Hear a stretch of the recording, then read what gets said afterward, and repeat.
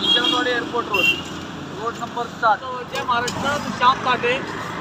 आता आपण विश्रामवाडी रोडवर आहोत. या ठिकाणी 2-3 दिवसापासून लाईटी नव्हत्या मेन रोडला. आपण अधिकाऱ्यांना याची सूचना कल्पना दिली होती की या रोडला लाईटी नाही आहे आणि हा विश्रामवाडी एअरपोर्ट रोड जो आहे तो म्हणजे मृत्यूचा सापात झाला आहे. ॲक्सिडेंटचा माहेरघर झाले. जसं पुणे विद्येचा माहेरघर.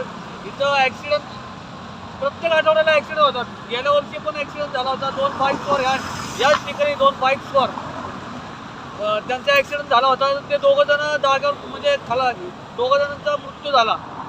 त्याच्यानंतर एक वयस्कर व्यक्ती या ठिकाणी ॲक्सिडेंट झालेला होता, त्यांचा पण मृत्यू झाला.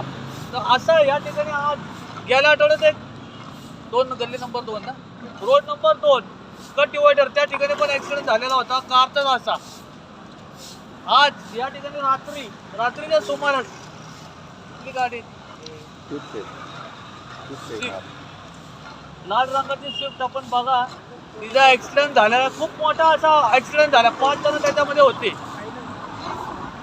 तर एवढा मोठ्या प्रमाणात ॲक्सिडेंट झाला आहे की मृत्यूचा अक्षरशः तांडव मोठमोठे ॲक्सिडेंट या ठिकाणी होतात. तर या ठिकाणी आता अशी गरज आहे म्हणजे आम्ही वारंवार प्रशासनाला याची माहिती दिलेली आहे की बाबा या ठिकाणी स्पीड ब्रेकर करा.